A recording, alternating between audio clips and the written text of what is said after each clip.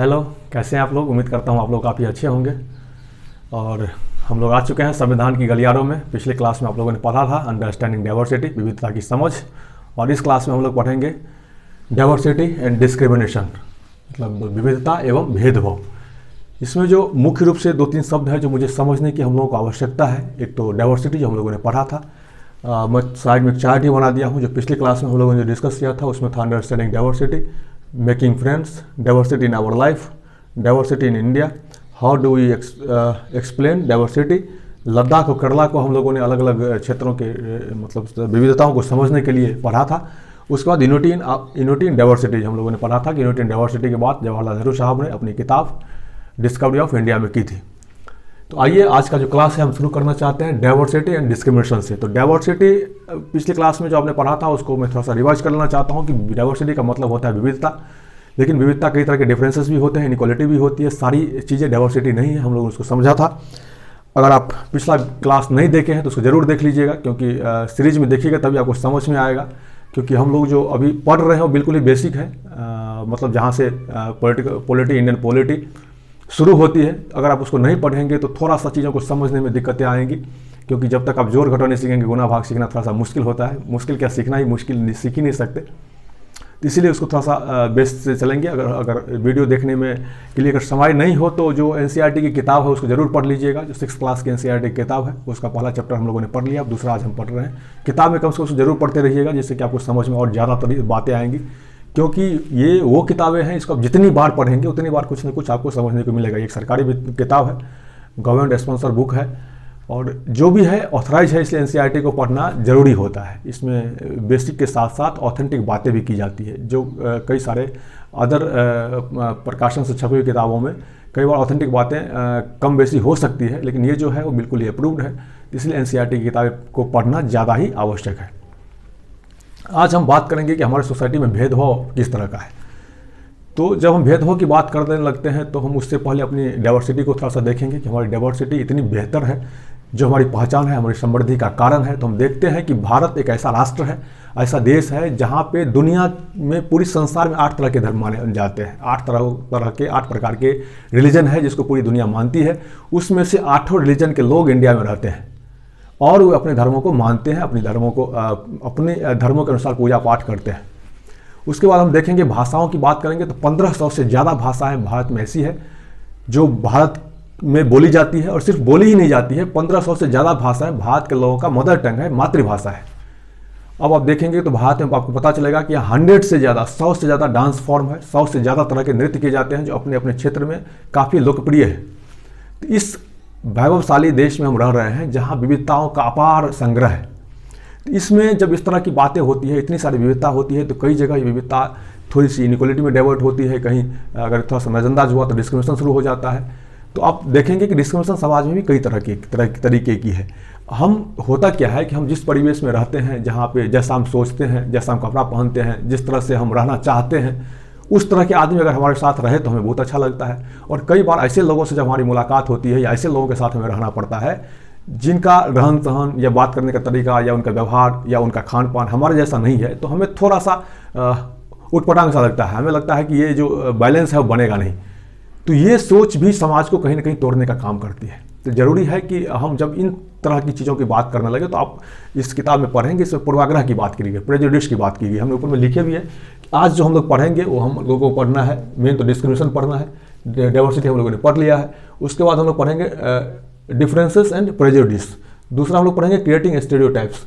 फिर पढ़ेंगे children with special needs. फिर पढ़ेंगे इनइक्वालिटी एंड डिस्क्रिमिनेशन। फिर पढ़ेंगे स्ट्राइविंग फॉर इक्वालिटी। तो हम देखेंगे कि हमारा, अब डिस्क्रिमिनेशन की बात करते हैं, भेदभाव की थोड़ा सा बात कर लेते हैं। तो भेदभाव तो आपको थोड़ा सा समझ में आ रहा होगा कि भेदभाव किस तरह से होता है। किसी के कभी जाति के नाम पे, कभी धर्म के नाम पे, कभी रेस के नाम पे, कभी कास्ट के नाम पे, कभी सेक्स के नाम पे। तो ये जो डिस्क्रिमिनेशन है इसके अलग अलग तरीके हैं, कभी अमीरी गरीबी के नाम पे। तो अब हम आते हैं प्रेजुडिस के ऊपर। प्रेजुडिस का मतलब होता है पूर्वाग्रह, किसी चीज़ों के लिए पहले से ही एक धारणा बना लेना कि वो ऐसा ही होगा। जैसा कि ग्रामीण लोगों के बारे में एक ऐसा सोच बना लेना कि गांव के जो लोग होते हैं वो थोड़ा सा अनपढ़ होते हैं, पढ़ा लिखा में उनकी रुचि नहीं होती है, मतलब मेहनती होते हैं, खेतों में काम करते हैं, खेती बाड़ी उनका गुजर बसर का सहारा होता है। इसी तरह शहरों के लोगों के बारे में बात करेंगे तो शहरी लोगों के बारे में कंसेप्ट लोग, आम धारणा लोगों में होती है कि वे लोग मतलबी होते हैं, पैसे से बहुत मतलब रखते हैं, लोगों से उन लोगों का उतना सरोकार नहीं होता है।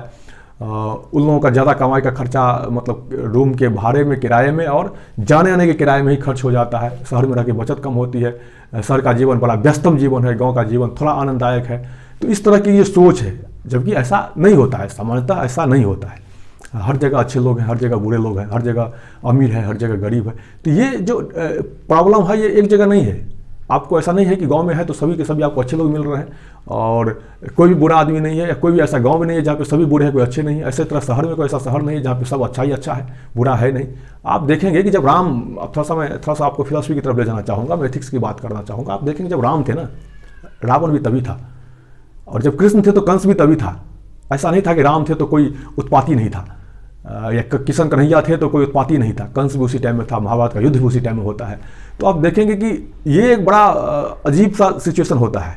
आप इसको किस नज़रों से देखते हैं आपका देखने का तरीका हो सकता है, लेकिन जब हम भारत जैसे समृद्ध राष्ट्रों की बात करें, डाइवर्सिटी की बात करें, तो ज़रूरी हो जाता है कि हम एक एक चीज़ों को बड़ी समझदारी से बात करें, क्योंकि थोड़ी सी गलती यहाँ पे भारी हो सकती है। क्योंकि आप हो सकता है किसी को लेके टीचिंग कर दें, किसी को लेके थोड़ा सा आप मजाक में ही कुछ बोलें या किसी को बेवकूफ़ बना दें, ये उसके जीवन के लिए मुसीबत हो जाए या उसको बहुत ही ज़्यादा बुरा लग जाए। क्योंकि हम अपने, होता क्या है कि हम जो काम करते हैं हमें अच्छा लगता है, लेकिन जो लोग कोई दूसरा काम करता है मुझे कई बार पसंद नहीं होता है, हमें पसंद नहीं होता है। तो ये भी एक बहुत बड़ा प्रॉब्लम है कि मेरी भाषा अच्छी है, तुम्हारी भाषा बुरी है, मेरा गांव अच्छा है, तुम्हारा गांव खराब है, मेरा शहर अच्छा है, तुम्हारा शहर बुरा है। तो इस तरह की बातें भी कई बार सोसाइटी में डिस्क्रिमिनेशन को फैलाने का काम करता है। अब हम आते हैं प्रेजुडिस के ऊपर, पूर्वाग्रह के ऊपर। तो अभी हम बात कर ही रहे थे कि गांव के लोगों में को लेके, शहरों के लोग शहरी लोगों को लेके जो लोगों में एक आम धारणा है, उसी तरह एक आम धारणा एक भारत के मुसलमान के लड़कियों को लेकर के है कि मुस्लिम लोग अपने लड़कियों को स्कूल नहीं भेजना चाहते, वे अपने बच्चे को पढ़ाना नहीं चाहते।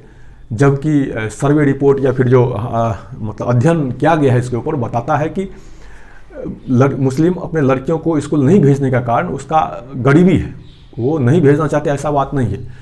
अब गरीबी के कारण बच्चे को भेज नहीं पाते, कई बार भेजते भी हैं तो जल्दी स्कूल से निकाल लेते हैं। कई सारा अध्ययन बताता है कि जहाँ पे सुविधाएं हैं, पढ़ने लिखने की ठीक ठाक स्थिति है, वहाँ पे मुस्लिम लोगों ने अपने लड़कियों को स्कूल में भेजा है, बढ़िया पढ़ाई करवाया है।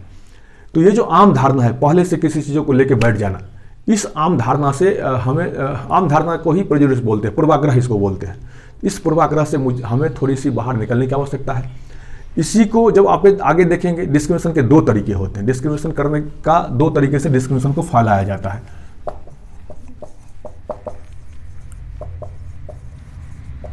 तो डिस्क्रिमिनेशन फैलाने का दो तरीका, एक तो है प्रेजुडिस है, इसको बोलते हैं पूर्वाग्रह। पहले से ही किसी चीज़ों को लेकर मन में एक धारणा बना लेना, जिसको पूर्वाग्रह कहा जाता है। दूसरा होता है, उसको बोलते हैं स्टीरियोटाइप।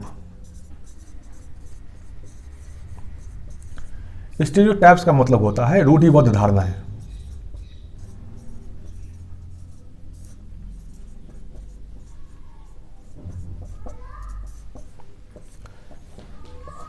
कोई, आप देखेंगे किसी सोसाइटी में किसी चीज़ों को लेकर एक रूढ़िबद्ध धारणा है कि यहाँ ऐसा ही होगा, कोई सोसाइटी है वो ऐसा ही होगा, मतलब या कोई कुछ सिटी है वहाँ के लोग ऐसे ही होंगे। जैसे अब बिहार को ले लीजिए, तो बिहार के लोगों के लिए ऐसा कहा जाता है, ऐसा माना जाता है, ये स्टीरियोटाइप है, स्टीरियोटिज्म है कि वहाँ के लोग अनपढ़ होते हैं, वहाँ के लोग मतलब बहुत समझदार नहीं होते हैं। आप उसी तरह हरियाणा के लोगों को लेकर देखें तो ऐसा एक आम धारणा है कि वहाँ के लोगों की भाषा बड़ी कठोर होती है, बहुत सॉफ्ट वो लोग नहीं बोलते हैं। तो ये जो है लोगों की आम धारणा है। ऐसा नहीं कि हरियाणा में रहने वाले लोग सब बुड़बक तरीके से ही बात करते हैं, बहुत अच्छे बोलने वाले लोग वहाँ भी है, बिहार में भी है। आप जाइएगा तो सभी अनपढ़ नहीं मिलेंगे आपको, कई सारे पढ़े लिखे, अच्छे पढ़े लिखे लोग हैं। तो ये जो एक आम धारणा है किसी चीज़ों को लेकर, पंजाबियों को लेकर आम धारणा है कि वो नशा में बड़ा तेज होते हैं, बड़े ड्रग्स वगैरह का यूज करते हैं। तो ये जो एक आम धारणा है जो कई बार सच नहीं होती है, तो हमें इस धारणा से निकलने की जरूरत है। क्योंकि अगर हम इस धारणा के साथ काम करते हैं तो हम पहले से ही पूर्वाग्रही हो जाते हैं, प्रेजुडिस हो जाते हैं, और हमारा जो काम करने का तरीका होता है उसी तरीके से शुरू हो जाता है। हम उसी नज़रिए पे काम करना शुरू करते हैं कि ऐसा ही होगा।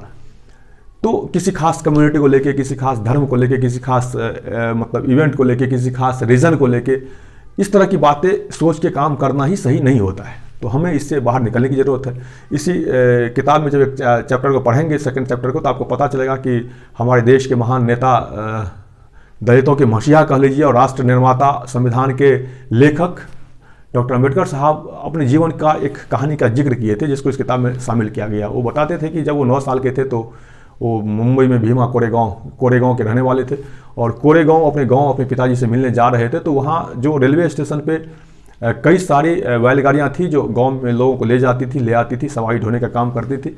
लेकिन जब उन लोगों को पता चला कि इनकी जो जाति है वो महार है, महार को मुंबई प्रांत में अछूत माना जाता था, तो कोई भी गाड़ी वाले ने इनको ले जाने के लिए तैयार नहीं हुआ, जो काफ़ी दुखदायी था। आप सोचिए अगर आपके साथ कभी ऐसा हो कि सारे संसाधन हो और आपको संसाधन दिया न जाए, तो कितनी तकलीफ की बात होगी। अगर कोई गांव का आदमी है, कई बार गांव के लोगों के लिए ऐसी धारणाएं होती है कि गांव के लोगों को पढ़ने में इंटरेस्ट नहीं होता है, लेकिन आप देखेंगे पढ़ने में इंटरेस्ट है नहीं, ये पढ़ाया नहीं गया, दोनों दो तरह की बातें हैं। अब गांव के जो साक्षरता दर है उसको देखेंगे तो काफ़ी कम होती है। तो कारण ये होता है कि आपको पढ़ने का सुविधा मिला और आपने नहीं पढ़ा, या आपने पढ़ा ही नहीं।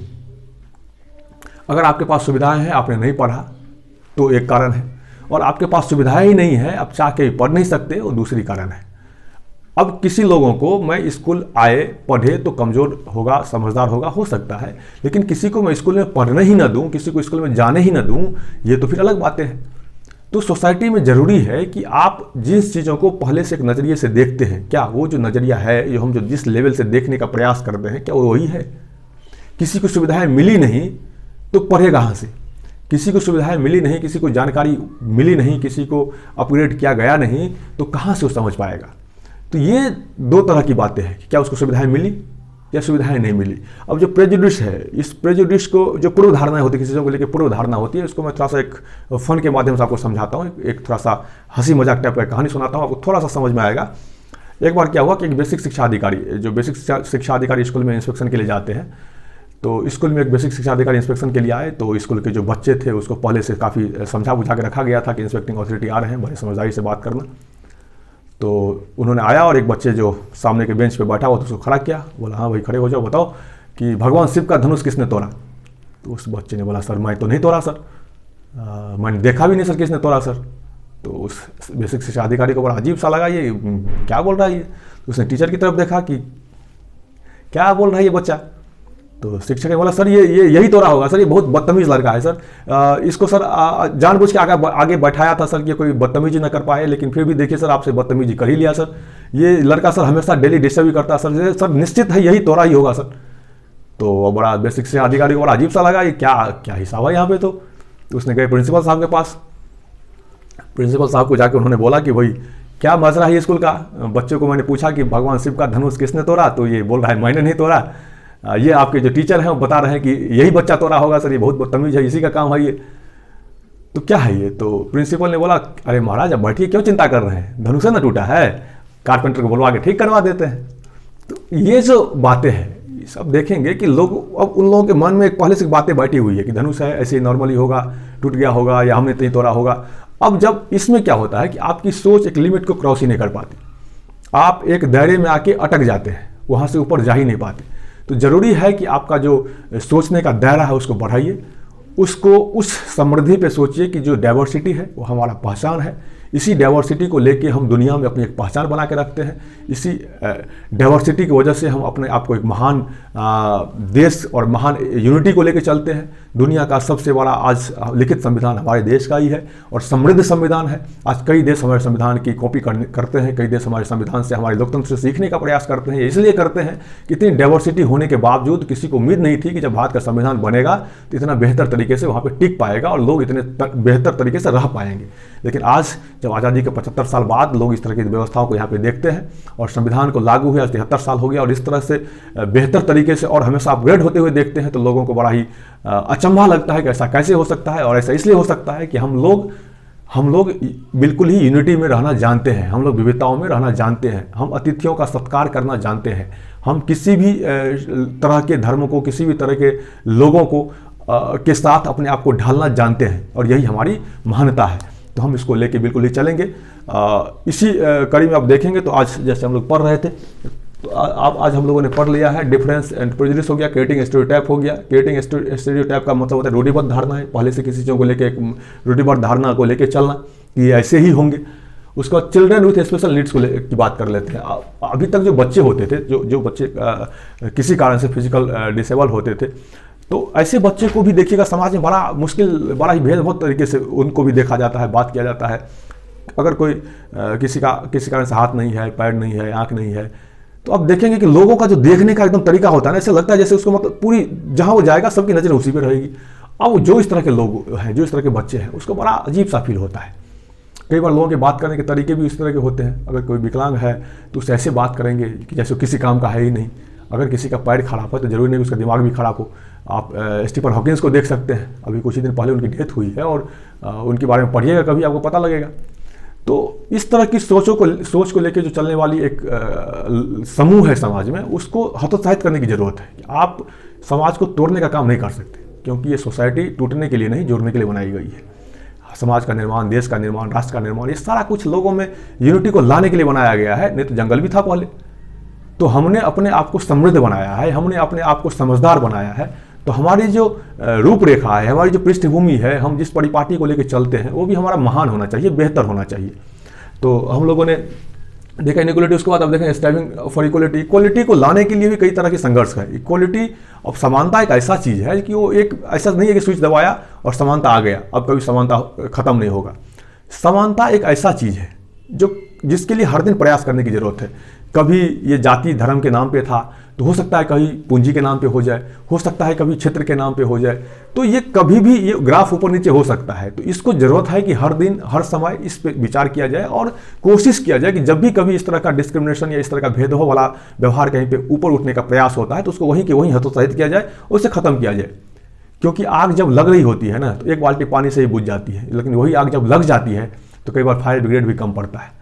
तो ज़रूरी है कि जब समस्या शुरू हो रही हो, हमें अगर हम नज़र बना के रखें, हम इस चीज़ों को लेके चलें कि हम इन चीज़ों को अपने सोसाइटी में, हम अपने सोच में, अपने थिंकिंग जो हमारी कैपेसिटी है उसमें उसको आने नहीं देंगे, तो इस तरह की जब भी कभी बातें होंगी वहीं की वहीं ख़त्म हो सकती है। यही बातें एक लंबी टाइम तक जब रह जाती है तो वही फिर एक अवधारणा बन जाती है, फिर उसको ख़त्म करना ज़्यादा मुश्किल होता है। तो इसी तरह समानता क्या है, उसके लिए हर दिन काम करने की ज़रूरत है।